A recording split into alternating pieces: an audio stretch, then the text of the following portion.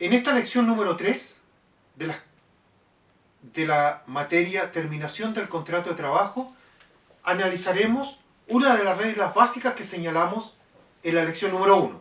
¿Cuál es? Que todo término de contrato debe ser comunicado por el empleador. La primera pregunta que surge es, ¿en qué causales debo avisar?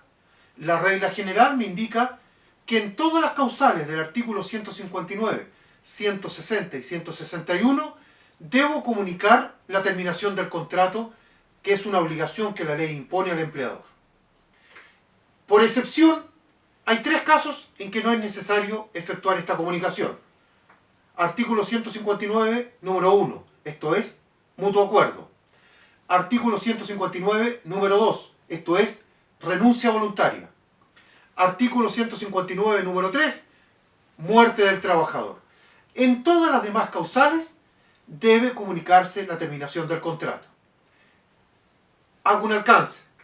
En los contratos a plazo fijo, aun cuando las partes han pactado cuándo terminará el contrato, es una obligación también comunicar la terminación del contrato. ¿Existe alguna confusión? Porque antiguamente no existía esta obligación. Sin embargo, desde que se incorporó la denominada ley Bustos, esto es, que para proceder al despido deben estar pagadas las cotizaciones previsionales, se incorporó la obligación de avisar también en los contratos a plazo fijo.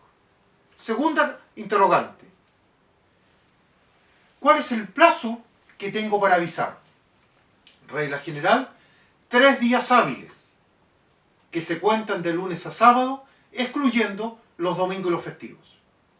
En el caso de la causal fuerza mayor, el plazo es de 6 días hábiles. En este mismo plazo de 3 días, o de 6 según la causal, junto con comunicar al trabajador, debo comunicar a la inspección del trabajo. Todo en el mismo plazo. Tercer interrogante.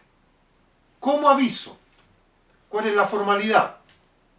La ley me dice que debe ser una carta, o sea, es una comunicación escrita, que entrego personalmente al trabajador o la envío por correo certificado al domicilio registrado en el contrato. Cuando la entrego personalmente es necesario que una copia el trabajador me la firme, a objeto de contar con un comprobante que recibió la carta. Si no puedo entregarla personalmente o el trabajador se niega a recibirla o a firmar el comprobante, en ese caso la remito por correo certificado.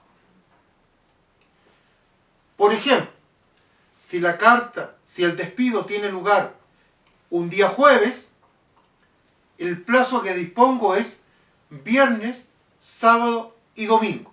Perdón, viernes, sábado y lunes. El sábado se cuenta porque es un día hábil. En el mismo plazo, debo enviar copia a la inspección del trabajo.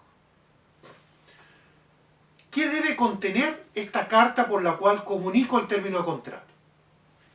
En el caso de las causales del artículo 159 y del artículo 160, las menciones son las siguientes. Primero, la o las causales que invoco. Y en este caso simplemente debo repetir algunas de las causales que se contienen en estos preceptos legales ya enunciados. Segundo, debo indicar los hechos que configuran la causal. O sea, ¿qué ocurrió? ¿En qué conducta incurrió el trabajador para que yo configure la causal?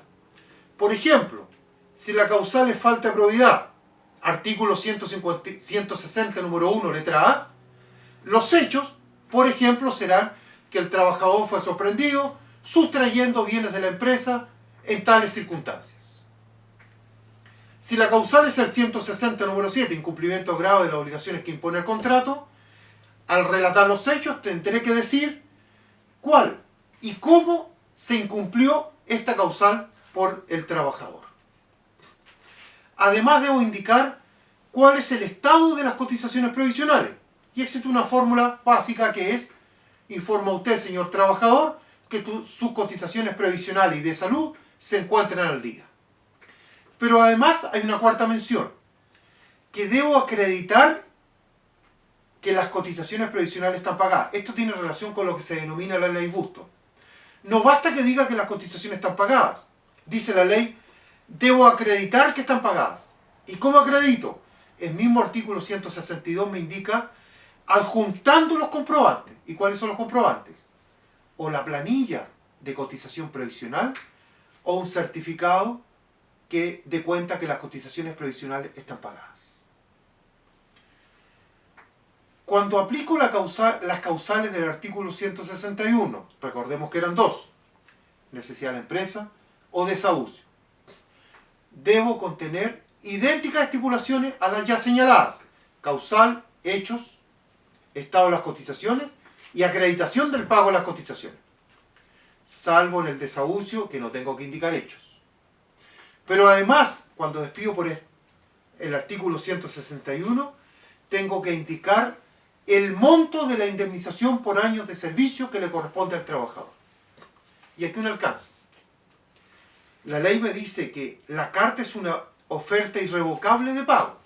Por lo tanto, el monto que indique no puedo rebajarlo, por ejemplo, si cometí un error. Por lo tanto, la recomendación es determinar con precisión y exactitud lo que corresponde por concepto de indemnización por año de servicio. Con esta lección y con lo que hemos señalado, los invito a realizar el siguiente ejercicio.